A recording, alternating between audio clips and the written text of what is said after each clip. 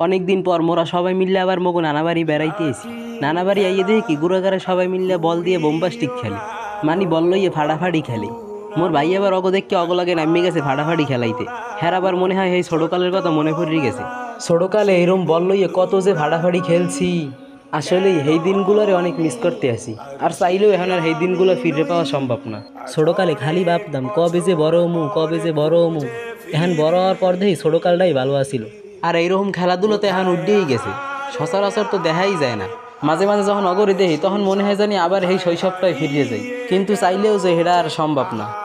কোথায় আহারে আহারে আহারে শৈশব, কোথায় হারিয়ে গেল যে আহারে কৈশব, কোথায় আহারে আহারে আহারে শৈশব, কোথায় হারিয়ে গেল যে আহারে কৈশব। স্কুল পালিয়ে